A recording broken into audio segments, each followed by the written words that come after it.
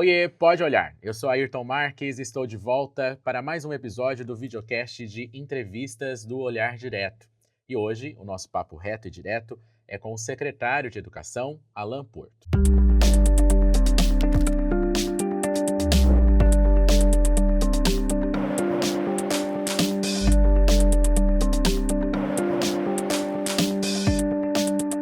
Está no ar mais uma edição do Pode Olhar. Aqui, a gente recebe quem faz a diferença no cenário político, jurídico e cultural de Mato Grosso. Hoje, o assunto é educação, uma das áreas mais sensíveis e desafiadoras da gestão pública. Nosso convidado é o engenheiro civil e gestor público Alan Porto, que assumiu a pasta em novembro de 2020, após passagem por cargos estratégicos tanto no estado quanto no município de Cuiabá. À frente da pasta, Alan tem sido responsável por metas ousadas, investimentos em infraestrutura, expansão das escolas cívico-militares e programas de meritocracia que dividem opiniões entre professores e sindicato. Nos próximos minutos, vamos conversar sobre avanços, polêmicas, desafios e também sobre o futuro político de Alan Porto. E para este episódio, eu conto com a ajuda do jornalista Jardel Arruda, que escreve para o Caderno de Política do AD. Jardel, seja muito bem-vindo e obrigado por ter aceitado mais este convite. Muito obrigado, é muito bom fazer parte de mais um episódio do Pode Olhar, ainda mais sobre um tema tão importante quanto a educação de Mato Grosso, em um momento tão singular como esse. Exato. Secretário Alan, muito obrigado por ter aceitado o convite do Pode Olhar e seja bem-vindo. Bom, para mim é um prazer enorme, é uma honra estar nessa mesa aqui, né, com a Ayrton, com o Jardel, falando de um assunto tão importante que é a educação do nosso estado, né? Eu vi que a pauta ali, ela está bem ampla, Tá né? ampla. Vamos falar de muitas coisas, investimentos, vamos falar de vida pessoal ali, de projetos futuros, mas a gente está aqui à disposição, né? A gente, como servidor público, a gente tem um papel, né, de trazer as informações, comunicar, falar dos projetos, falar das políticas de estado. É um prazer enorme estar com vocês aqui falando da nossa educação. E lembrando que além do YouTube, onde você nos assiste, este episódio está na íntegra e em formato de áudio, também disponível nas principais plataformas de podcast. É só pesquisar Pode Olhar no Spotify, no Deezer e no Apple Podcast. E bora ser um seguidor fiel do nosso videocast aqui no YouTube. Então assine o nosso canal e ative o sininho para ser notificado a cada vez que um novo episódio for disponibilizado. Lembrando que isso acontece toda quinta-feira. E aí, com o episódio no ar, você pode deixar a sua opinião nos comentários e compartilhar o vídeo também com seus familiares e amigos. E se você quer saber informações dos bastidores, ver como são feitas as nossas gravações, segue a gente nas redes sociais. Em qualquer uma delas, é só pesquisar @olhardiretoOficial. Secretário, o senhor é engenheiro civil, né? Sem uma formação específica em educação, mas ocupa hoje a principal cadeira da área em Mato Grosso. Como que um gestor técnico de obras e planejamento se transformou em secretário de educação? E também como que o senhor lida com essas críticas ou com questionamentos, às vezes, de que o senhor não tem legitimidade, talvez, para tocar essa secretaria? Bom, primeiro, a minha vida pública, né, como servidor público, ela começou na Prefeitura de Cuiabá, né? Eu fui secretário da gestão, à época, do prefeito Mauro Mendes, né? Eu ocupei lá diretor de um escritório de projetos durante 2 anos. Em seguida, eu fui convidado para ser secretário de Meio Ambiente e Desenvolvimento Urbano. E aí, no final da gestão do prefeito Mauro Mendes, né, ele decidiu não ir para a candidatura de reeleição, mesmo com 80% Sim. de aprovação. Eu recebi, à época, um convite do Márcio Marrafon, que era o secretário de Educação à época, né, em 2017. Então, aceitei, recebi em 2016 e assumi em 2017 como secretário adjunto de infraestrutura. Governador foi candidato, né, Mauro na chapa com Piveta. Então, em 2019 eu fui convidado para ser o secretário executivo e final de 2020 para assumir a pasta da educação. Então, estou desde 2017 na educação, já conhecia muito ali da infraestrutura das nossas escolas, os desafios que tinha, as dificuldades que os nossos diretores tinham naquela época. E eu me lembro que uma das coisas que me marcava muito quando chegava na escola, os diretores tinham dificuldade de fazer as suas manutenções básicas, comprar material pedagógico, né? A qualidade da merenda era muito ruim, do transporte era muito ruim. Então, as escolas elas ficavam meio perdidas e alheias a todo esse processo, né? E quando eu assumi em 2020, né, quando eu recebi o convite do governador, eu falei, a gente precisa construir um planejamento estratégico, né, para os próximos 10 anos, para que a gente feche as torneiras que não dá resultado e colocar o recurso da educação, que é 25% do orçamento do Estado, naquilo que realmente dá resultado. Então, naquela época, 92% dos recursos da educação era para pagar a folha.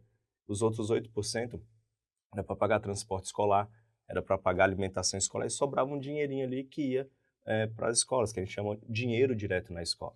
E os resultados vocês viram, né? O estado de Mato Grosso figurava ali como a 22ª educação do Brasil, né? Os sistemas de avaliação que a gente tinha, que tem até hoje, que é pelo Ministério da Educação, pelo INEP, que é a aplicação da prova do SAEB, que mede a qualidade do ensino, da educação, pouquíssimas escolas participavam, né? A gente tinha em média ali 40, 20 escolas participando de um total de 700 escolas. Então não tinha uma cultura de avaliação, não tinha um programa adequado de formação de professores, né? Os materiais didáticos ali não conversavam com o que estava sendo aplicado dentro do ambiente escolar. Então era um cenário muito ruim e complexo, né? Então, naquela época, a gente chamou todos os profissionais da educação, criamos oficinas, trabalhamos numa política estratégica que chama Educação 10 anos, que tem 6 grandes eixos de investimentos, mas os principais é a infraestrutura, tecnologia no ambiente escolar e principalmente investimentos na parte pedagógica, né? E só para vocês terem uma ideia hoje, a folha de pagamento do Estado de todos os recursos que a gente tem da educação, ela gira em torno de 72%. Então nós temos os outros recursos de custeio, da alimentação escolar, do transporte escolar. E nós estamos, no 4º ano consecutivo, investindo em torno de 17%, né, da educação naquilo que realmente importa, que é melhorar os espaços escolares, garantir tecnologia de ponta dentro das nossas unidades, mas principalmente investir ali na formação dos professores, investir no sistema de ensino de educação, que hoje nós temos como parceiro a Fundação Getúlio Vargas, que não é só entregar um material didático, ele vai muito além disso.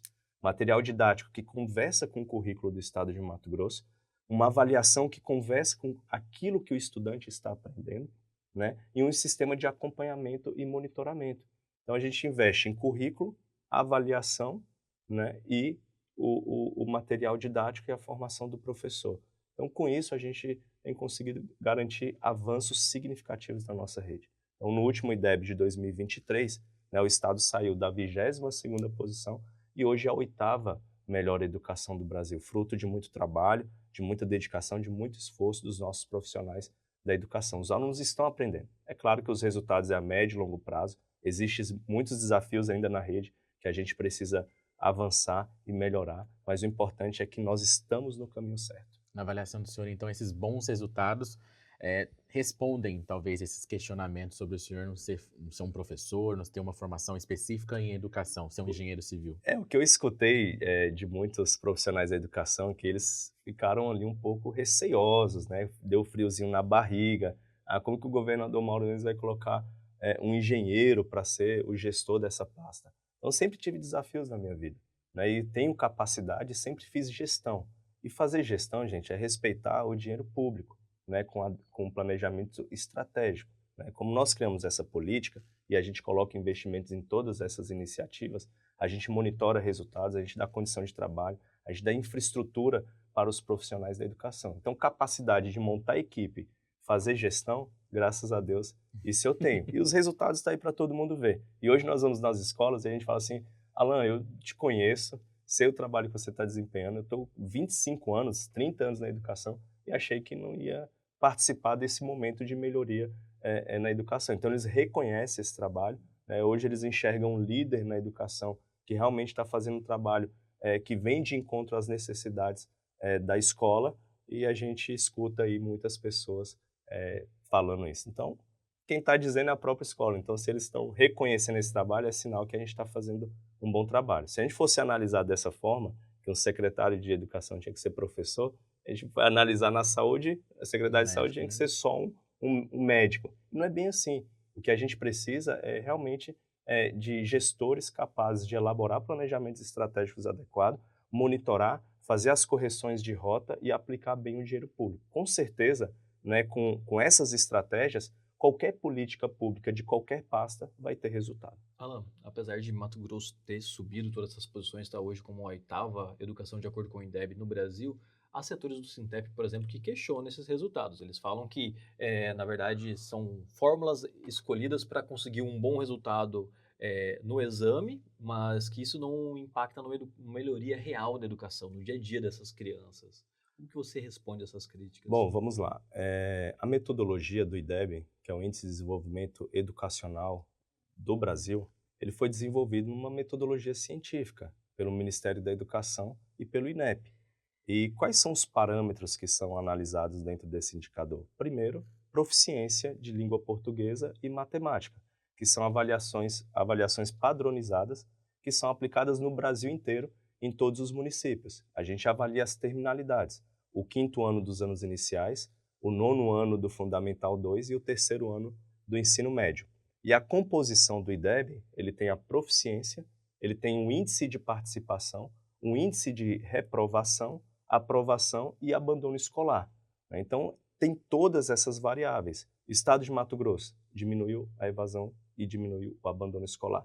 Nós melhoramos dentro daqueles parâmetros, tem uma matriz curricular que é avaliada de língua portuguesa e matemática, que ela é compreendida e classificada como abaixo do básico, básico, adequado e avançado.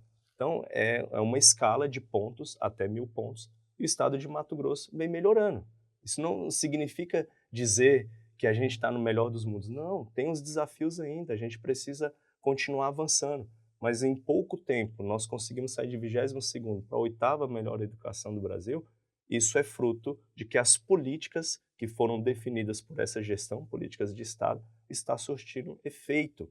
Quando a gente fala de 630 escolas e a gente fala que mais de 80% dessas escolas foram avaliadas, como que você vai, né, o Sintep ele fala, mexeram no resultado, gente, a aplicação são avaliadores externos.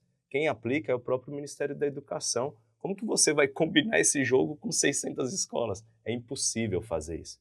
Então, eu discordo da fala do Sintep. Não é dessa forma que eles analisam, né? A gente tem toda a base de cálculo, tem todas as informações, tem todas as avaliações, e eu posso afirmar com toda certeza, baseada numa metodologia científica, resultados de avaliação, que a educação do estado de Mato Grosso tem avançado, e avançado muito, mas precisamos continuar melhorando. Secretário, a meta anunciada pelo governo é colocar Mato Grosso entre as 5 melhores, né, das redes públicas em até 2026. Essa ambição não corre o risco de transformar a educação em uma espécie de corrida de indicadores, deixando de lado questões mais profundas como as desigualdades regionais, as condições da sala de aula, como não fazer só uma coisa focada para números e não de fato na qualidade da educação para os alunos? Bom, quando a gente olha os dados são importantes porque eles dão base para que a gente possa fazer as intervenções pedagógicas, que a gente possa melhorar a formação dos nossos professores, compreender o que os estudantes estão aprendendo e aquilo que eles não estão aprendendo. E a gente chama de intervenção pedagógica dentro do nosso vocabulário educacional. Então, os dados são importantes para isso. Mas mais importante do que dados são professores, são pessoas, são estudantes. A escola é um ambiente de convívio social, é um espaço para a formação de um cidadão crítico, né? É um espaço onde você desenvolve a empatia, onde você desenvolve o respeito, onde você vai formar jovens para a vida, você vai formar eles para o mercado de trabalho. Então, a escola ela não se resume somente ao indicador do SAEB. O SAEB é uma metodologia do governo federal para a gente medir o resultado, mas o Estado não olha só para isso. A exemplo disso é que nós estamos melhorando significativamente a nossa infraestrutura. Prova disso é que a gente está investindo muito forte em tecnologias, condições de trabalho para o professor, formação dele no sistema de avaliação. E a gente não olha só para as terminalidades, a gente olha para os 320 mil estudantes. Então a gente tem a estratégia, a gente tem o nosso currículo muito fortalecido, a gente tem uma política de formação muito adequada, e a nossa preocupação aqui não é só números, a nossa preocupação, como eu falei, é formar jovens para a vida, é formar jovens para o mercado de trabalho, né? O estado de Mato Grosso é um estado pujante, é um estado que tem uma economia muito forte, é um estado que vive o pleno emprego, e para a gente garantir essa sustentabilidade econômica no nosso estado, nós temos que garantir que a educação seja forte. e garantir que a educação seja forte, ela acontece com investimento, com valorização profissional e valorização dos nossos estudantes. Bom, se o Sintep está questionando essa questão dos resultados do IDEB e tudo mais, quem também parece questionar é o prefeito de Cuiabá, né? Ele falou que, recentemente, ele disse que se a educação de Mato Grosso está em 8º lugar, isso é um sinal de que a educação do Brasil está muito ruim. Você acha que é justo esse tipo de declaração nesse momento? Bom, recentemente a gente teve aquele episódio na escola, na inauguração da escola Alice, Matos. né? Alice Matos, aqui em Cuiabá. E, infelizmente, o prefeito protagonizou aquela cena, né? Que claramente, quando ele vai tirar uma foto ali, um vídeo, um aluno faz o L gesticulando como se fosse o Lula. E, notoriamente, pode ver as imagens, ele ficou incomodado, né, com aquilo e foi questionar o estudante quanto que é 4 vezes 4, né? Até quando eu vi aquele vídeo, eu pensei lá na década de 80, né, naquela época que no quadro negro a gente tinha que fazer o decoreba da tabuada. Se você errasse ali qualquer número, naquela época tinha até a mão palmatória, né? Tinha esse tipo de agressão. Então, Era pelo medo, né? Que você pelo aprendia. medo, né? Então, aquele vídeo, ele protagoniza ali muito mais um constrangimento daqueles estudantes do que desenvolver o raciocínio lógico daquele jovem, daquela criança. Então, não é nesse ambiente de polarização política, polarização ideológica, voltado dentro do ambiente escolar, que a gente vai mudar a educação do nosso estado. A educação do estado de Mato Grosso não se resume no 4 vezes 4, ele vai além disso. A educação do estado de Mato Grosso, ele visa formar jovens, formar os nossos adolescentes para o mercado de trabalho, para a vida, para a interação social, para o desenvolvimento profissional dele e o desenvolvimento junto com os estudantes. Então, acho muito injusto, né, a gente resumir a qualidade da educação do estado de Mato Grosso a 4 vezes 4. Ele vai além disso, né? Então, em respeito a todos os profissionais da educação, aos nossos técnicos, ao nosso apoio, a todos os nossos diretores, não é dessa forma que a gente vai resolver a educação. E quando a gente analisa essas habilidades cabem ao município, porque hoje o município atende o 1º ao 5º ano. Então, a parte de letramento, a parte de matemática básica, língua portuguesa, isso compete a esses anos, né? Então, o estado de Mato Grosso tem uma parceria hoje com a Prefeitura de Cuiabá, que é o programa Alfabetiza, que dá condições ali de ofertar uma formação adequada para o professor. A gente participa com os materiais complementares de língua portuguesa e matemática, materiais complementares de recomposição da aprendizagem do 3º ao 5º, exatamente para a gente corrigir essas defasagens de aprendizagem. Então, o prefeito ele tem que se preocupar com os resultados dos anos iniciais. Ele mesmo já mencionou que 46% dessas crianças estão sendo alfabetizadas na idade certa. Então, isso é muito ruim, porque ela vai acumulando defasagens de aprendizagem e isso chega na nossa rede estadual. E quando chega na rede estadual, nós precisamos investir cada vez mais na recomposição da aprendizagem, que na nossa época chamava de aula de reforço.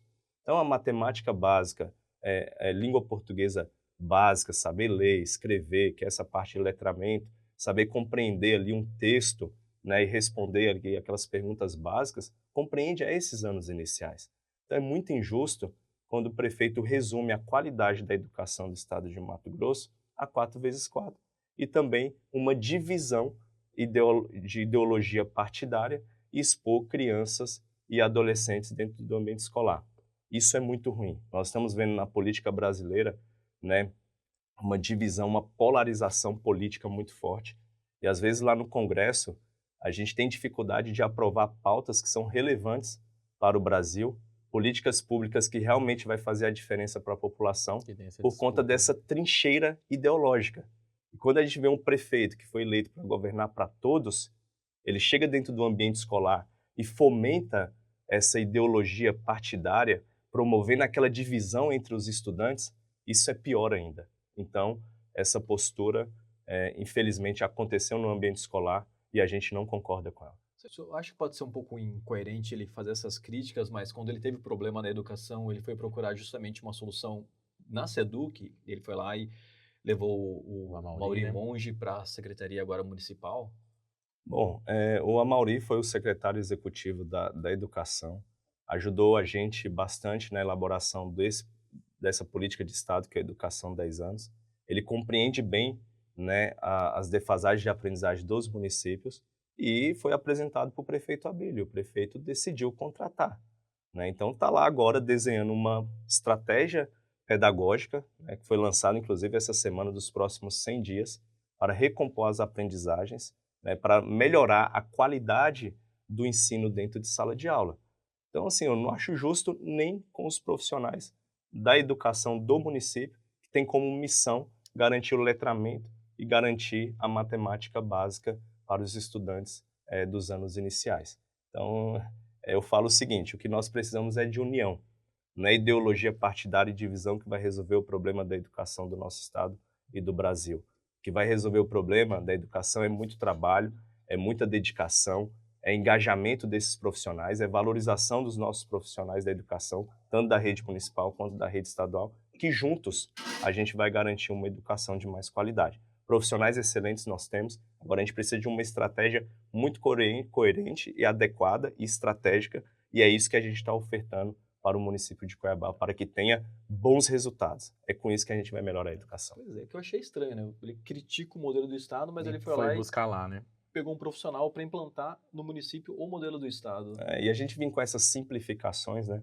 Vamos lá, no Estado a gente tem 13 disciplinas. A Base Nacional Comum e Curricular, além das 13 disciplinas, a gente tem o ensino técnico profissional. A gente tem as competências da BNCC, que vai além disso que eu falei, que entra a empatia, entra o convívio social, entra a formação crítica de um cidadão.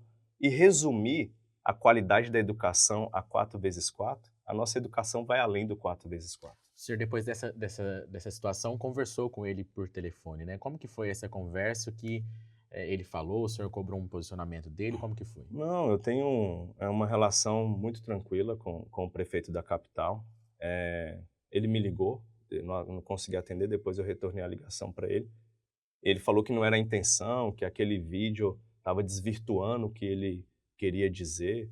Eu não entrei nesse detalhe, só falei para ele que foi injusto, né, as colocações naquele vídeo, promover uma divisão, expor crianças, expor adolescentes, promover polarização política e ideológica dentro do ambiente escolar não é o mais adequado. Então foi nesse sentido, ele falou que não teve nenhuma intenção, né, nem de expor o Estado, nem de expor os estudantes ou expor qualquer profissional da educação, né, mas enfim, expôs. A realidade é que está posta ali, infelizmente isso aconteceu, e não foi só eu que fiz as ponderações, que levantei voz.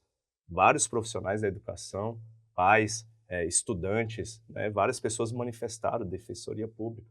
Então não é dessa forma que a gente vai resolver a educação e é dessa forma também que a gente vai avançar na qualidade. Temos grandes desafios, né, mas a gente compreende que a política adequada é essa que nós estamos colocando e executando no estado de Mato Grosso. Depois dessa situação, ele ainda chamou a educação da UFMT de uma bosta. O senhor acredita que utilizar a educação, né, nesse momento como um campo de batalha visa mais também viralizar nas redes sociais ou talvez trazer uma cortina de fumaça para os problemas reais do município? Porque a gente sempre vê que semanalmente ele busca uma polêmica aí para as redes sociais. Desde a última semana tem sido a educação estadual e agora federal também. Como o senhor vê esse posicionamento do prefeito? Bom, primeiro, resumir a UFMT nesses termos não é mais adequado com a postura de qualquer político, né? O UFMT, muito pelo contrário, tem o nosso respeito.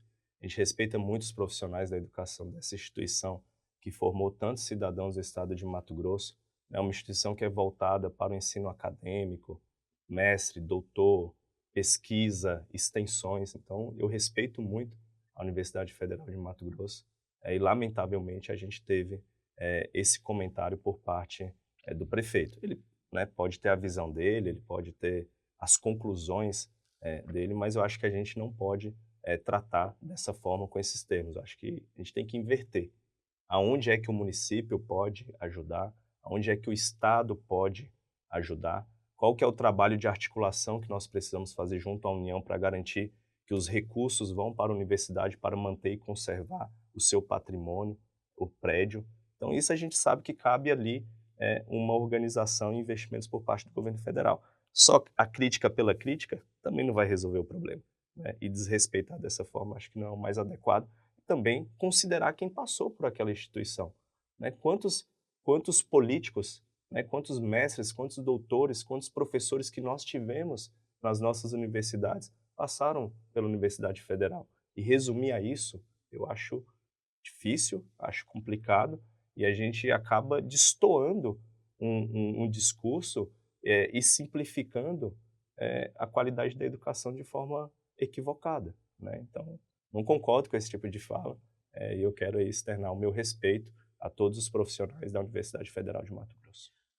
Só voltando um pouquinho na questão da escola, a Seduc chegou a conversar com os pais desses adolescentes, com esses adolescentes que estiveram nesse episódio com a Bílio, viram como eles estão, se está tudo bem com eles? Bom, dentro das nossas escolas, nós temos a equipe psicossocial, né, que é um psicólogo, que é um assistente, né? Possivelmente a escola faz aquele trabalho. A Seduc não foi em contato com esses pais, não foi em contato com esses estudantes, mas a própria unidade escolar tem autonomia para fazer esse diálogo, essa conversa. Com certeza, depois de viralizar aquele vídeo, a escola acolhe, a escola conversa, a escola orienta. Então, existem protocolos para esse tipo de episódio. Sobre a exposição, o secretário ele nega que esse vídeo que ele postou tenha exposto esses alunos e contra-atacou afirmando que a exposição ocorreu numa situação no Liceu Cuiabano na última semana, em que teve a presença do ministro Luiz Barroso, presidente do STF,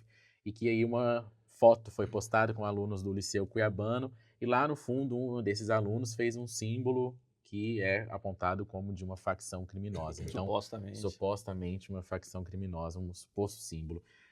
De fato, foi uma exposição na avaliação do senhor isso, e como que o senhor vê isso também? Já tem algum apontamento que foi de fato uma facção criminosa? Eu não vi esse vídeo, eu não vi essa imagem que ele está colocando. É uma foto que mostra a plateia do Liceu Cuiabano e algumas autoridades, senhor, ali na frente. Nós estivemos lá no Liceu Cuiabano essa semana, onde teve a presença do ministro Barroso, onde foi palestrar para a juventude, trazer um pouco mais do papel da justiça para dentro das unidades escolares, mostrar o que é positivo, mostrar o que tem avançado, porque às vezes muito no ambiente escolar, acadêmico, a gente fica muito em contato com a teoria. Então trazer um pouco da prática, e não foi somente aquela palestra, tem a continuidade depois com juízes aqui do Tribunal de Justiça, que também vai estar trabalhando junto à unidade escolar. E é claro, ali nós estávamos com vários estudantes, né, do ensino médio, o auditório estava lotado, e tirou uma foto. Agora eu não sei se um fez o símbolo, se o outro fez o símbolo. Eu acho que não é sobre isso que nós estamos falando. Nós estamos falando de um ambiente escolar, nós estamos falando de um convívio, né? Foto, quando você tira no meio de uma multidão, onde tem 100, 200, 300 pessoas, fazem símbolos de todas as formas, né? Eu acho que não dá para a gente julgar e não dá para a gente resumir e simplificar através de uma foto que uma escola está expondo ou deixando de colocar aquelas imagens. Então, acho que não é por aí, né? Acho que uma coisa é uma coisa, outra coisa é completamente diferente. A exposição foi o que nós vimos ali, né? Essa questão da polarização, o incômodo que ficou ali, né? Resumir que uma criança dentro da escola que faz o L não aprende e a que não faz o L aprende. Então, é sobre isso que nós estamos falando. É promover, né, uma divisão partidária e uma divisão ideológica. Isso que não é saudável para o ambiente escolar. Secretário, falando, então, já que a gente citou a questão das facções criminosas, recentemente a gente teve um caso, né, na escola em Alto Araguaia, em que estudantes torturaram uma colega inspiradas em facções criminosas, né? Foi um caso isolado ou a Seduc já identificou outras unidades anteriormente com influências diretas do crime organizado? Bom, dentro das nossas unidades escolares, a gente tem alguns protocolos, né? A gente tem uma equipe preparada de psicossocial, a gente tem mediadores, nós temos pacificadores, que a gente promove o círculo de paz dentro do ambiente escolar, mediadores esses e facilitadores que são formados pelo Ministério Público, pelo Tribunal de Justiça. Então, dentro do ambiente escolar, a gente busca promover e buscar a promoção de paz. Naquele caso em específico, em Alto Araguaia, foi uma situação pontual, né? Aquilo chocou todas aquelas imagens, né, de uma criança que ajoelha, vira para dentro ali do muro e baixa a cabeça. Aquilo ali é como se fosse uma simulação de uma facção criminosa dando um salve. Então, a partir do momento que eu recebi aquele vídeo, né, conversei com o governador, ele determinou que as medidas fossem tomadas imediatamente e de uma forma muito célere. E foi isso que nós fizemos aí, né? Oferecemos a denúncia, entramos em contato com a CESP, o vídeo já tinha rodado na cidade, a PJC, a Delegacia Civil, já tinha tomado as providências, chamou, identificou essas estudantes e aí começou um processo de inquérito de investigação. E nós nos deparamos com uma situação mais complexa, onde você tinha ali uma estrutura que tinha um nome, onde tinha presidente, onde tinha vice-presidente, onde você tinha pulseiras que identificavam Cada a um com um apelido ali, hierarquia né? dentro daquele ambiente escolar e que quem não seguia as regras daquela organização estavam sujeitas a penalidades. E aquela estudante, aquela menina estava sofrendo uma penalidade. Então, quando nós olhamos para aquilo ali, nós percebemos que tinha uma estrutura montada. Falei, gente, então vamos tomar as providências de imediato. Então foi isso que foi feito. A delegacia investigou, no mesmo dia concluiu o inquérito, foi oferecida a denúncia para o Ministério Público, que agiu também de forma célere, encaminhou para o Tribunal de Justiça e o resultado foi aquilo que vocês viram. No mesmo dia, aquelas estudantes que apareciam naquele vídeo, de forma objetiva, né, aquela análise, investigação preliminar foi em cima daquele objeto. As investigações elas ainda continuam, porque foram identificadas outras estudantes dentro desse processo, que não eram só aquelas, e outras medidas e outras providências podem ser tomadas, né? Diante daquela situação, agimos rápido, né? Convidamos a comunidade escolar, chamamos os pais, entrou a nossa equipe de psicólogos, assistente social, conselho tutelar, todo o aparato que a gente tem ali das nossas equipes e foi aquilo que vocês acompanharam.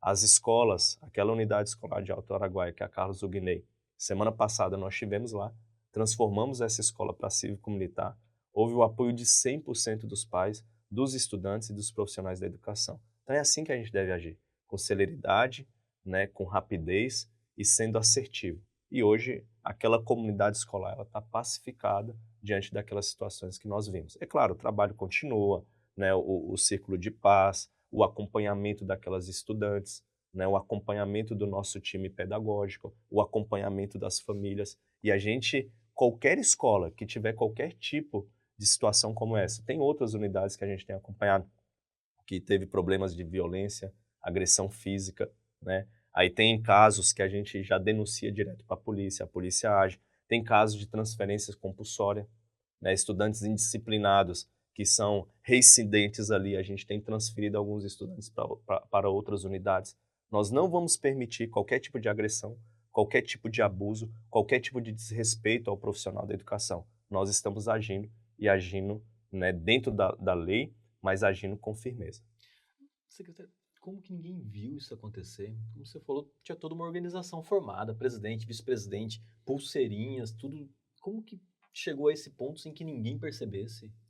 Assim, o que a diretora relata daquele episódio é que tinha alguns comportamentos de indisciplina, mas que não chegavam àquele nível. Ela também ficou surpresa com aqueles vídeos. Os pais relataram também que ficaram surpresos com aqueles vídeos. Tanto é que a menina que foi agredida, ela não falou para a mãe o motivo real. Então era uma coisa ali muito, né, que ficava entre elas ali e não abria. Como elas conseguiram manter esse tempo todo, aí é uma coisa que a polícia está investigando. Mas a diretora da escola, a equipe pedagógica, a equipe gestora, não tinham conhecimento da profundidade e da seriedade do caso. As coisas vieram à tona depois que teve apreensão de celular. Aquelas informações foram tiradas, né, Dos de celulares. imagens de celular, depois de uma investigação, né? Então, infelizmente aconteceu, mas o importante é que as providências foram tomadas para que aquilo não aconteça novamente. Secretário, você falou que investigações continuam e que novas medidas podem ser tomadas. o quê? Talvez transferência compulsória de alguns alunos, alguma coisa desse tipo? Bom, as alunas foram internadas, né? Uhum. Quando eu falo que as investigações continuam, pegando até a fala do próprio promotor, Uhum. né?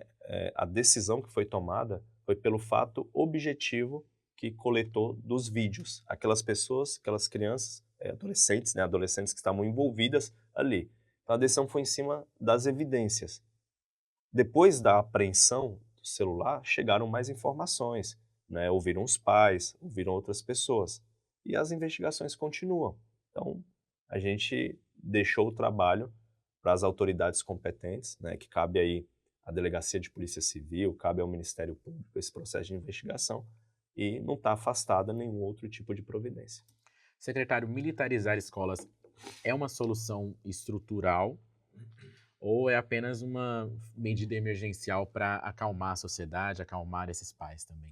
Não, é uma medida, né, estrutural. Veja bem, quando nós fomos analisar a nossa política da educação das escolas militares, a gente foi analisar outros estados, né, que têm escolas similares à que a gente tem aqui no estado de Mato Grosso. E com isso, a gente aprovou o projeto de lei de escolas militares que já tinha no estado de Mato Grosso. Em 2019 eram 7 escolas Tiradentes. Hoje nós temos 29 escolas Tiradentes e escolas Dom Pedro, né, com excelentes resultados de aprendizagem, com uma política ali de disciplina, de respeito, né, de hierarquia muito fortalecida. E daí nós viemos com esse modelo de escola cívico-militar, que é pegar os policiais, que pode ser da Polícia Militar, pode ser do Corpo de Bombeiro, da Marinha, do Exército, da Aeronáutica, da Reserva, não estamos tirando policial da ativa, e que eles passam por um processo de formação, passam por um processo de entrevista para saber se na vida funcional dele não teve nenhum desvio de conduta. Foi feito um processo seletivo e nós decidimos transformar as unidades escolares regulares para a escola cívico-militar, ouvindo pais e ouvindo estudantes. A gente faz as reuniões. Como foi o critério de escolha dessas escolas? Levou em consideração indicadores de violência, indicadores de abandono e evasão escolar, indicadores de aprendizagem, né? Então, foram escolhidas unidades e aquelas unidades foi submetida a essa consulta dos pais. Aprovando, nós temos um regimento próprio, né? Hoje, uma unidade dessa, você tem o gestor da unidade escolar, você tem os monitores e a equipe de apoio. E tem 102 escolas hoje transformadas. A gente atende 105 mil estudantes. É praticamente 30% da quantidade de estudantes que nós temos na nossa rede estadual. E qual que é E a os meta? resultados são... A nossa meta era transformar 100, Sim. né? Então já atingimos essa meta. Os profissionais estão atribuídos.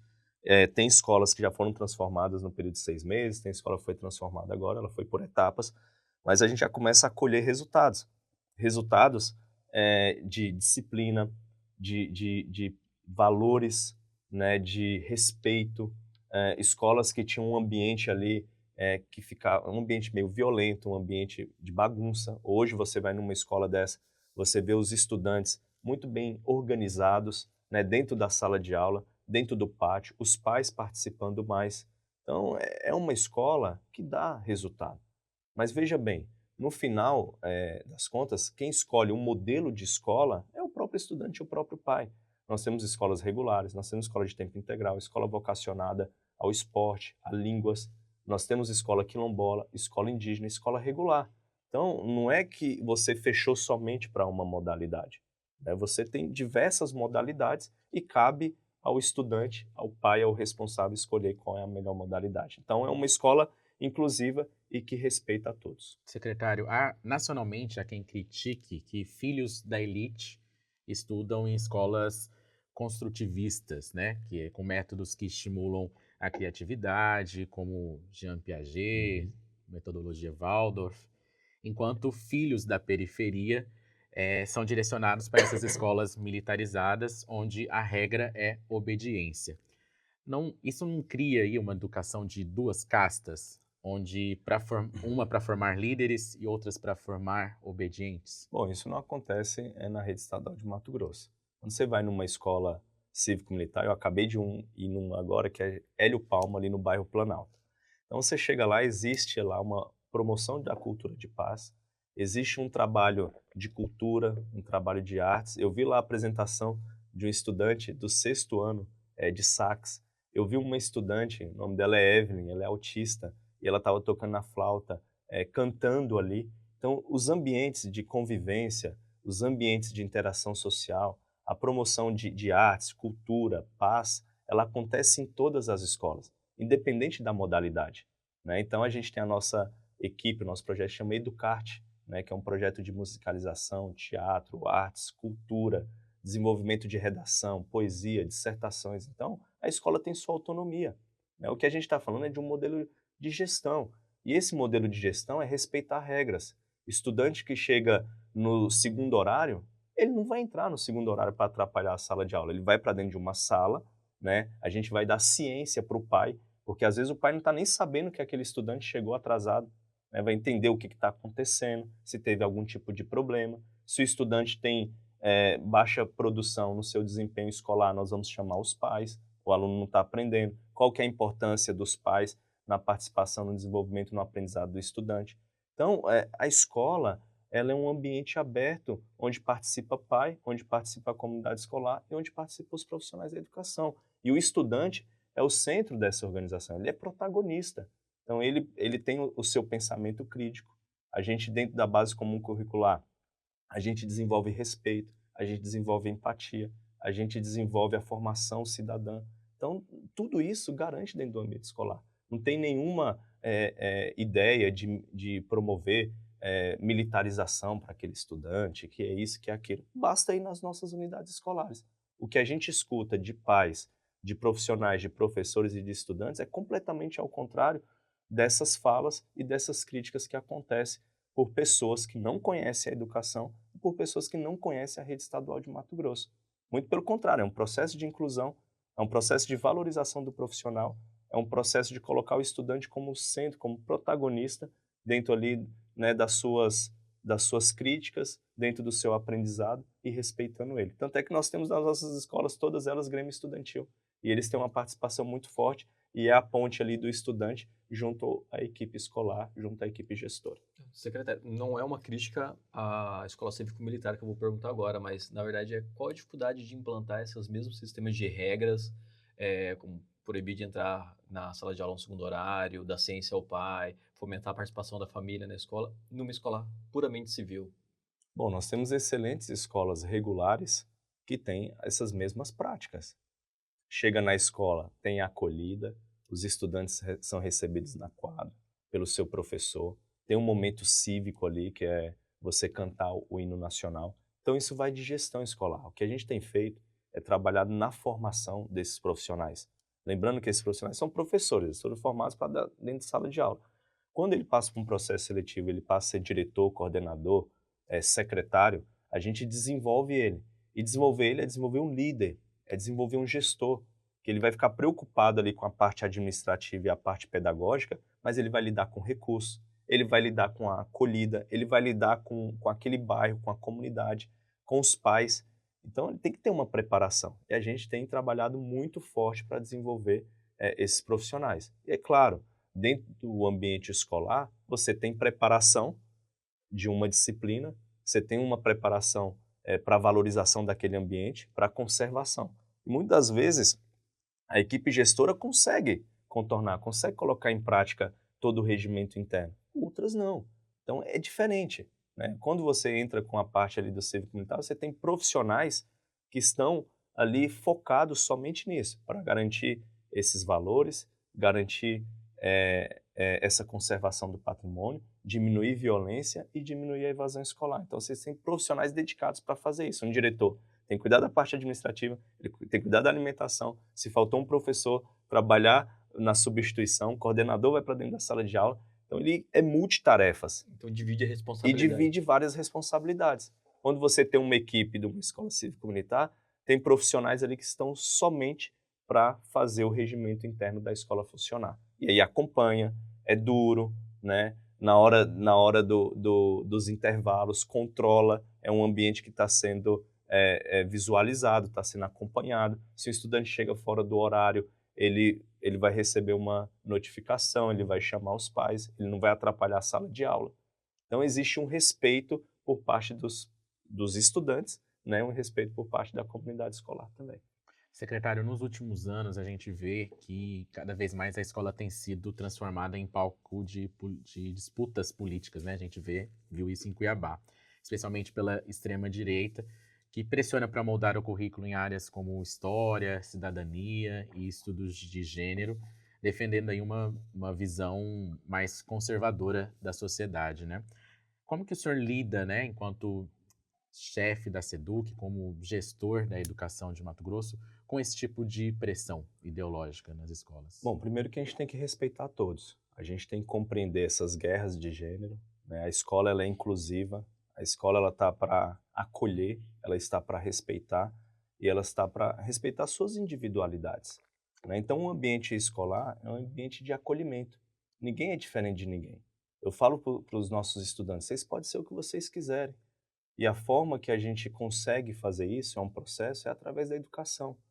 Então, o ambiente da escola ele tem que ser um ambiente saudável. O clima da instituição, da escola, ele tem que ser um clima saudável. Isso acontece como? Com os profissionais da educação, respeitados, onde eles têm condições de trabalhar, onde eles têm ferramenta para desenvolver as suas práticas pedagógicas, onde você tem uma liderança de uma escola forte, onde você tem a participação de uma comunidade e onde você tem ali estudantes que são respeitados, que são acolhidos. E eu falo, o nosso papel enquanto educação é formar cidadãos críticos. Isso é a democracia. Eu concordar com o que você acha, eu concordo, eu respeito. Às vezes não é o meu pensamento. Às vezes a minha fala aqui você também não concorda.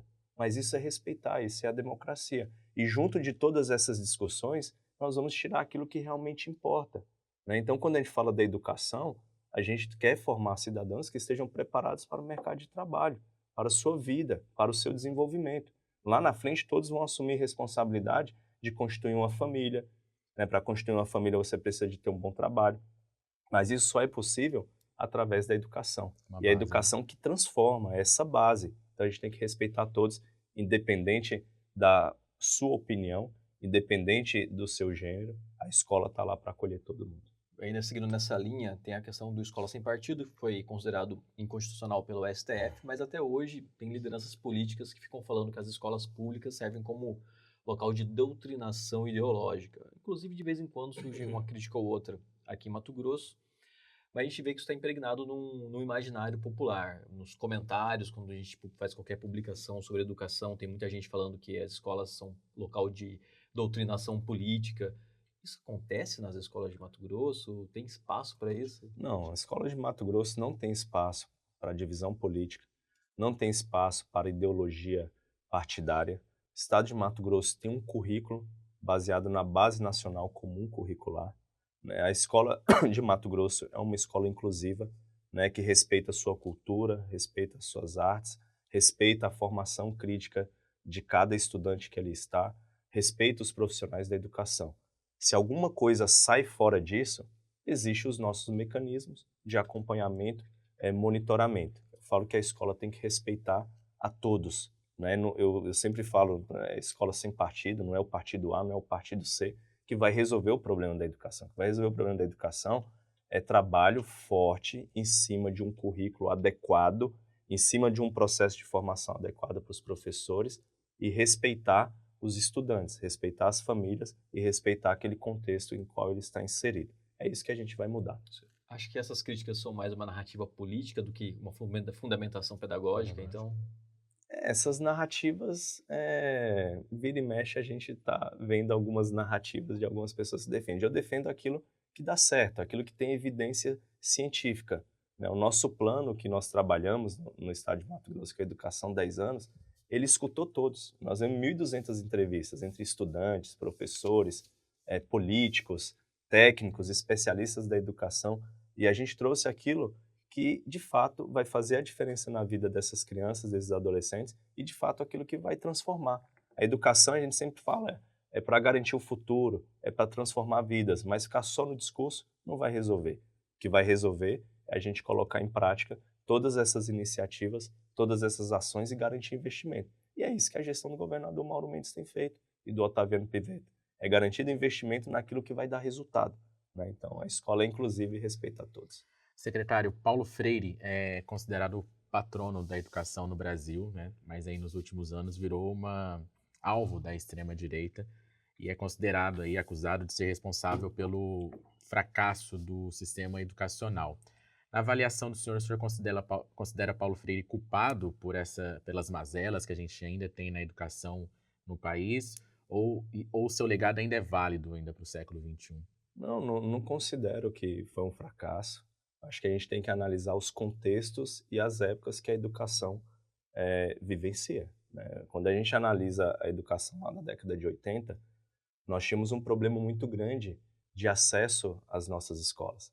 Você lembra que escola pública só tinha condições de entrar quem passasse por um processo seletivo, né? Então você tinha um processo de seleção, né? Você tinha um índice de analfabetismo muito grande no nosso país.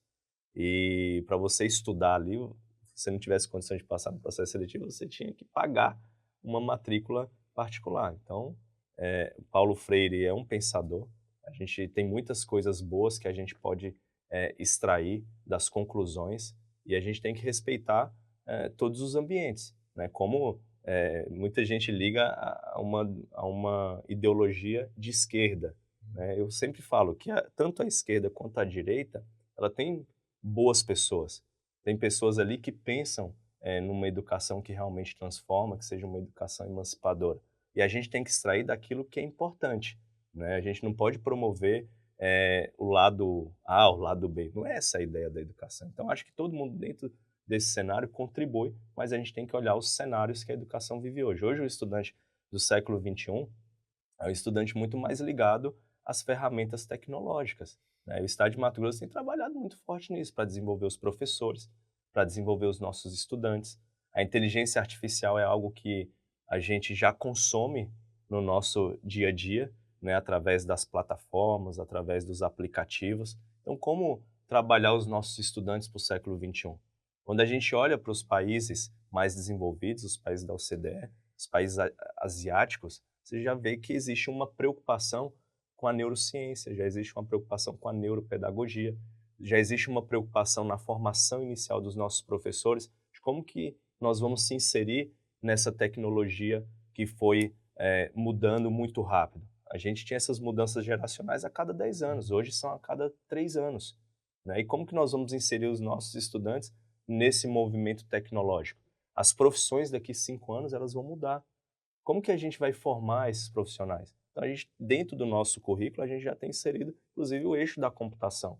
A gente já tem desenvolvido algumas atividades com inteligência artificial, tanto em língua portuguesa quanto em matemática, como plataformas gamificadas. A inteligência artificial no sentido de dar apoio para o professor, né, para fazer o seu processo de intervenção pedagógica, dar apoio e instrumento necessário para o estudante aprimorar o seu modelo de estudo. Então, isso como nós fazemos aqui hoje. A gente consulta inteligências artificiais também para a gente analisar qual que é a melhor tomada, né? Hoje, a inteligência artificial te dá subsídio para a tomada de decisão. Até o próprio ministro Barroso falou isso na palestra dele. Como nós estamos nos adaptando a esse movimento?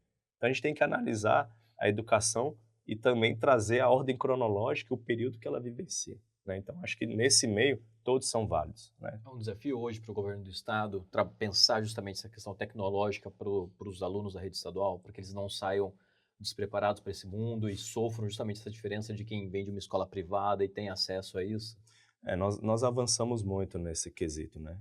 Hoje, todas as escolas do estado de Mato Grosso, ele tem acesso à internet, ele tem acesso a devices, que são a infraestrutura, Chromebooks, notebooks.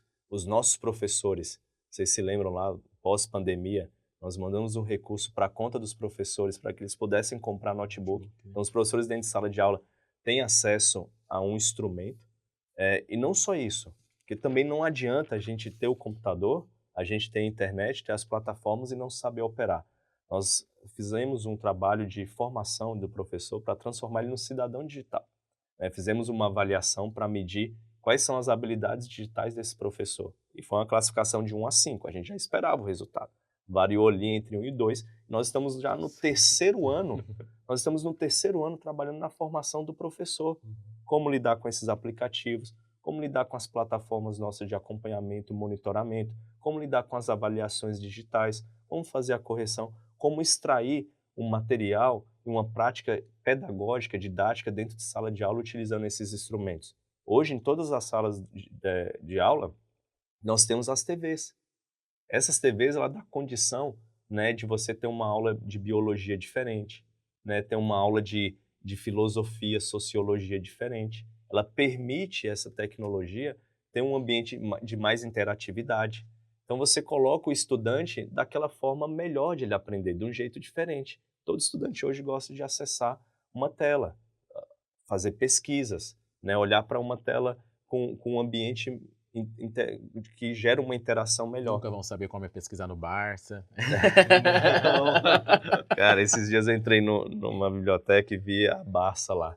Eu me lembro que a Barça passava aqueles vendedores dentro da sala de aula e falavam assim, ó, comprar a Barça. Lá em casa tinha um jogo da Barça, ele ficava no melhor lugar da casa, ficava numa posição de saque, era caro aquele negócio. Eu lembro que meu pai, quando comprou, ele dividia em várias vezes. Mas era o material que a gente tinha era para naquela pesquisar. transparência, que eu esqueci o nome do aparelho que refletia. Retroprojetor. Mas isso é novo, né, cara? Já é época do mimiol, que era pegar eu fiz o álcool, mimeografada, ela colocar lá e você rodar e o cheiro Não, esse era a década de 80, né? 90 ali. Você apresentava trabalho na cartolina, agora você faz slides no E as maquetes, e as feiras de ciência. Nossa, quem nunca fez um vulcão? Hoje não... Mar, lagoa, pegava a colher, esquentava, né? Eu lembro que a gente fez uma cidade no isopor, construímos as pistas, as casas, e a gente fez um sistema de energia, de iluminação pública. Aí atrelado tinha uma bicicleta. Aí você fez uma conversão ali, aí pedalava, e aí acendia as luzes e iluminava. Então era esse tipo de coisa que a gente tinha na época. Hoje não, hoje você tem computadores, né? Você consegue fazer uma apresentação melhor. Hoje tem robótica, nas nossas escolas tem robótica, né? Então estamos indo para o segundo campeonato regional, né? E participa escolas do SESI, participa escolas estaduais. Nós estamos no 3º ano consecutivo levando estudantes para Houston, que é o berço da robótica da NASA americana. Então eles participam com vários outros estudantes do mundo inteiro. Então isso que é legal, é promover essas atividades que o estudante se sinta valorizado. Quer mais valorização que o MT no mundo? Todos os anos levar 100 estudantes para a Inglaterra, onde ele possa aprender, aprimorar a sua segunda língua. Nós temos curso de inglês para todos os estudantes do 9º ao 3º ano do ensino médio. Por que a gente precisa promover isso? É a língua mais falada no mundo inteiro.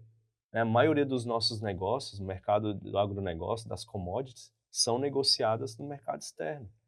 Então, quando você tem esse estudante se preparando, é muito melhor. Educação técnica profissional, hoje 15% dos nossos estudantes estão fazendo um curso no Senai, no IFMT, no Senac, e nós temos 80% de empregabilidade. Isso quer dizer que quando o estudante termina as suas 1.200 horas, ele vai sair com um certificado do ensino médio, ele vai sair com um certificado de ensino técnico profissional e ele pode ir para o mercado que ele vai ser empregado, ele vai ter um emprego lá. Não, nessa questão do MT pelo mundo, além de toda a questão da língua inglesa, tem a questão de ele ter ido para outro país, ficar um tempo lá, ter toda essa experiência, o contato com outra cultura. Pô, imagina como abre a cabeça, né? Abre o leque para o mundo. Eu converso com os estudantes e quando você chega lá no outro país, você fica numa casa de família, né? E aí eles saem de lá, eles ficam 30 dias. Eles saem chamando de mãe. As mães que ficam do outro lado aqui ficam enciumadas, né? Aí eu conversei, não, eu queria ficar lá, eu queria morar lá. Eu conversei com uma estudante que foi em Cambridge. Ela foi na universidade conhecer. Imagina, né? Uma das melhores universidades do mundo. Ela ter aquela experiência cultural, conversar com outros estudantes de outro país, tá dentro de uma casa ali que geralmente tem 2 estudantes, 3 estudantes de outra nacionalidade. Então, isso é uma experiência fantástica. Só de ser incentivo de ser possível também, né? Possível. Às vezes a gente vive todos muito nós sonhamos hoje com de isso. ser possível. E nós não fizemos isso porque a gente não tinha condição financeira, é caro. Né? O estado de Mato Grosso todo ano investe quase 10 milhões de reais para mandar todos esses estudantes para fazer esse intercâmbio. E custo zero do estudante, tudo custo do estado. Então, passagem, o tempo que ele fica ali na família, o curso, ele chega lá, ele é matriculado numa escola. Então, todos os dias ele vai para para aperfeiçoar a língua inglesa dele. E é claro que tem as atividades culturais, tem, né, conhecer ali todo... Aqui é um sonho, né? Eu falo que a primeira vez que eu viajei para fora do Brasil, eu fiquei uma semana, né? Olhando assim, mas, cara, o terceiro dia que eu fui, pô, eu tô aqui mesmo, é verdade, deixa eu ver se não é um Demora a cair sonho. a ficha. Demora a cair a ficha. E é exatamente isso, é um choque de realidade quando esses estudantes vão para outro país. Secretário, eu quero falar de política, mas antes quero falar sobre gratificação por resultados. A gente tá no finalzinho do nosso episódio.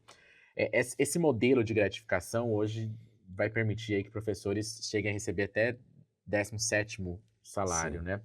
O sindicato, no entanto, chama isso de penduricalho e denuncia adoecimento, desigualdade e também maquiagem estatística, que a gente até já falou sobre isso. O senhor acha que a meritocracia é de fato uma valorização ou acaba gerando uma cobrança excessiva desses profissionais? Bom, o sindicato, ele afirma essas coisas de adoecimento, afastamento, mas não tem nenhum indicador, não tem nenhuma evidência, né? Eu, como gestor da educação, eu trabalho com evidências. E as evidências que a gente tem em relação à gratificação por resultado é a diminuição da assiduidade. Imagina só, né? A secretaria tem 40 mil servidores, nós temos 25 mil professores. Eu tinha uma taxa de absenteísmo diário, 7%. Significa dizer que mais de 2 mil professores tinham algum tipo de afastamento diário. Hoje essa taxa é de 1%. E para uma escola e para um ensino de qualidade acontecer, a gente precisa que o profissional, o professor, esteja dentro de sala de aula, né? E quando você muda, entra um professor, aí afastamento, aí coloca um professor substituto, ele fica 30 dias, depois volta o outro professor, você acaba tendo problema com o rendimento dos próprios estudantes. Então imagina, sair de 7% para 1%. Então só por isso a gratificação por resultado já funcionou. Mas não são só esses parâmetros.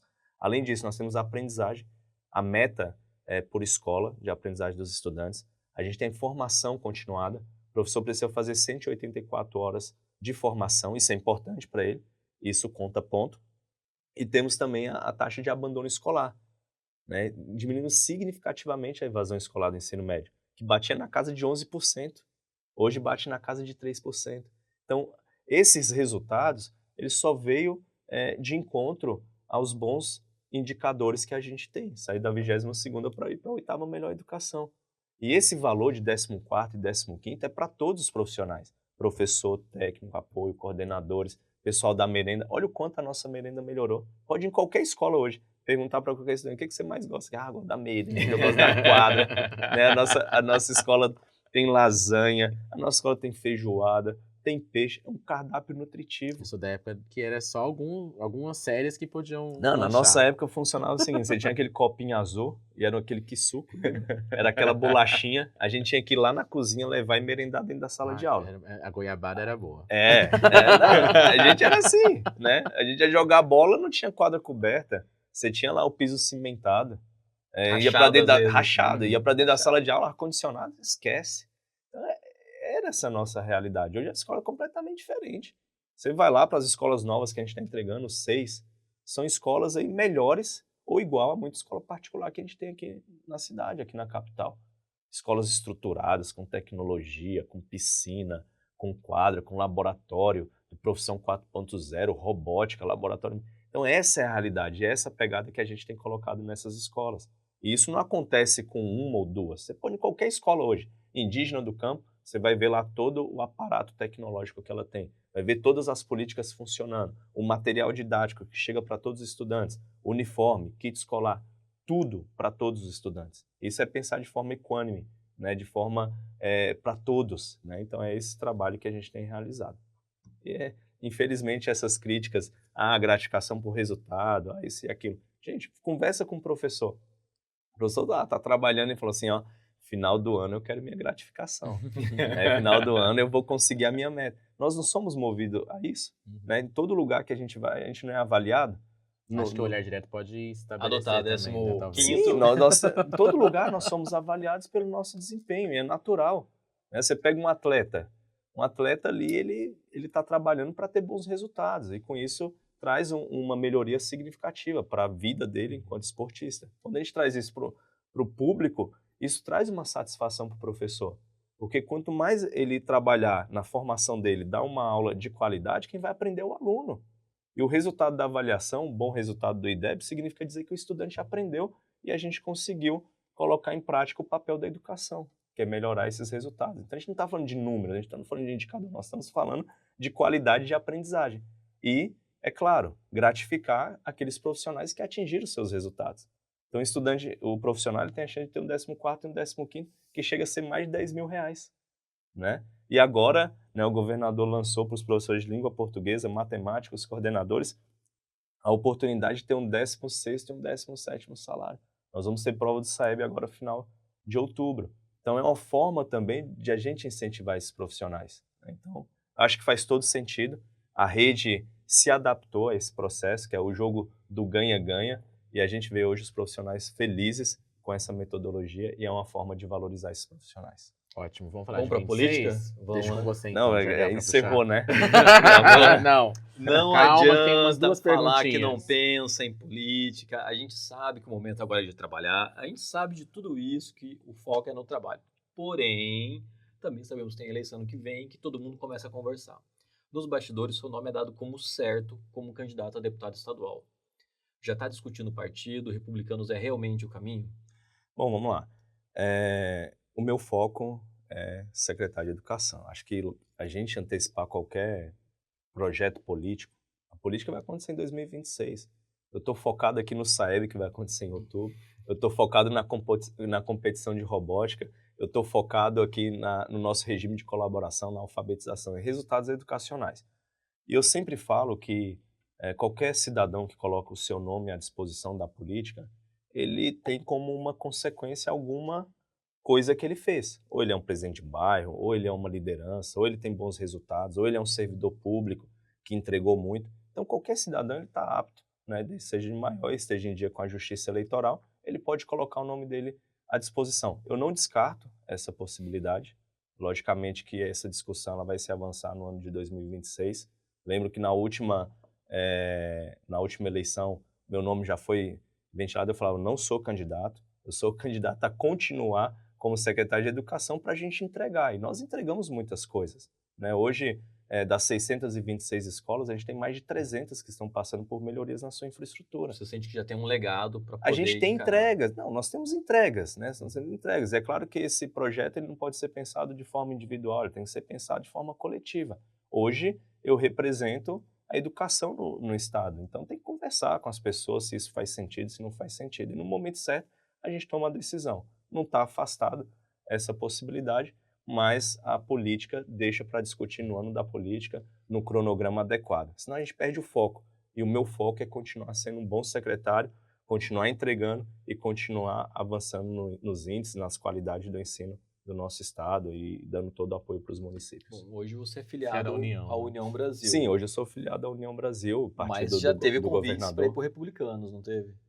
Tem E essas tem como conversas, liderança o vice-governador, tem essas né, o conversas Otaviano de Pivetta. bastidores, né? O presidente do partido conversou comigo, Alan, se tiver intenção, né, de ser candidato, o partido aqui está de portas abertas, como a gente não descarta nenhuma discussão, né? Mas hoje eu estou filiado na União Brasil. Em Cuiabá, quem faz parte do seu grupo político, que é o vereador Daniel Monteiro, filiou-se ao Republicanos, né, inclusive. Isso já indica um caminho.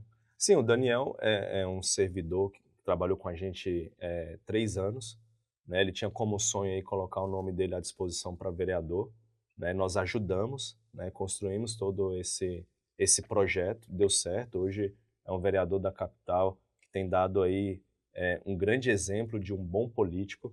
Orgulha muito ver o Daniel discutindo algumas pautas importantes, principalmente na educação, uma pessoa inteligente, uma pessoa preparada, né? E com certeza tem um futuro político brilhante e muitas coisas ainda. É jovem, é novo, como eu também, né? Jovem, novo. Então, com certeza, é importante, né? A gente ter essa juventude, ter essas pessoas preparadas, engrandece a discussão política. Então, o Daniel está de parabéns, tem feito um trabalho excelente. Deu certo, né? E agora, 2026, vamos avaliar quais serão os próximos passos. Hoje, o secretariado do Mauro Mendes defende muito uma candidatura de continuidade com o Otaviano Pivetta ao governo do estado. Você acha que esse é realmente o melhor caminho para Mato Grosso? Eu não tenho dúvida nenhuma. Hoje, a pessoa mais preparada para continuar esse grande legado do governador Mauro Mendes, sem dúvida, é o Otaviano Pivetta, e já manifestou interesse de colocar o nome dele à disposição. e eu sou um soldado, vou estar junto, trabalhando nessa trincheira aí, e se for a vontade dele, de Deus e do povo, com certeza vai ser o nosso próximo governador. Na avaliação do senhor, há um risco de descontinuidade desses trabalhos que estão sendo feitos, não só na educação, caso a próxima eleição o governo caia num grupo político diferente A disso? descontinuidade ela é muito ruim, né? Eu falo que o governador Mauro Mendes, na minha avaliação, é o melhor governador da história de Mato Grosso. Quantidade de entregas na infraestrutura, na educação, na saúde, com esses grandes hospitais que vão ser entregues agora, trabalho da primeira-dama Virgínia Mendes, ali do Ser Família, ou seja, todas as áreas do governo, né, todas as condições que o Estado tem dado para os municípios realizar suas políticas públicas, e a população reconhece isso, né? Eu vi recentemente uma aprovação recorde por parte do governador, e tem muitas entregas ainda para serem feitas, muitos investimentos, e a gente está eu como cidadão estou muito feliz com o trabalho do governador Mauro Mendes, que sem sombra de dúvidas, para continuar esse legado, tem que ter uma pessoa preparada, um gestor, pragmatismo, né? A gente está cansado do político do tapinha nas costas, do falar bonito, né? O que a gente precisa agora é de gestores preparados, né? Gestores que tomem decisões corretas e que respeitem o dinheiro da população.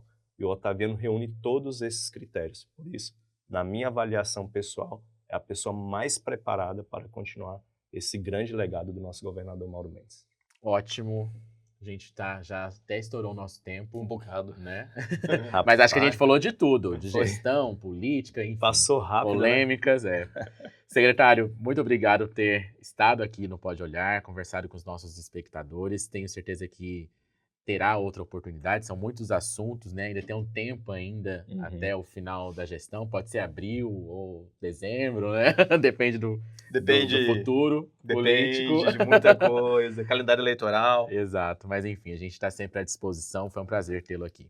Bom, então eu que agradeço, Jardel, agradeço essa entrevista. Eu digo que a entrevista é boa quando a gente tem bons entrevistadores, né? Bons jornalistas. Então, parabéns aí pela condução, fiquei muito tranquilo, muito à vontade, falando de todos os temas, né? Isso é importante. Eu me coloco à disposição para estar falando mais sobre a educação, sempre que, né, a gente tem nossa equipe lá, o Rui e o Denis, que cuidam ali da comunicação, sempre estão antenados e atentos às principais notícias, às principais matérias, e é sempre um prazer estar contribuindo com vocês aqui no programa. Muito obrigado, Ayrton, muito obrigado. Ótimo. Jardel, muito obrigado e até uma próxima. Eu que agradeço, Ayrton. Até a próxima. Foi ótimo estar aqui. E você acompanha a repercussão deste episódio no nosso portal, que é olhardireto.com.br. Segue a gente nas redes sociais, é só pesquisar @olhardiretoOficial. E se você quer saber, acompanhar todas as notícias que saem no nosso portal, segue a gente no WhatsApp, não é seguir, né? Adere à nossa comunidade, vai lá, entra, tem o QR Code aqui no cantinho da tela para você ser direcionado à nossa comunidade, onde todas as matérias são distribuídas. Eu vou ficando por aqui, mas volto na próxima semana com mais um papo reto e direto. Tchau, tchau.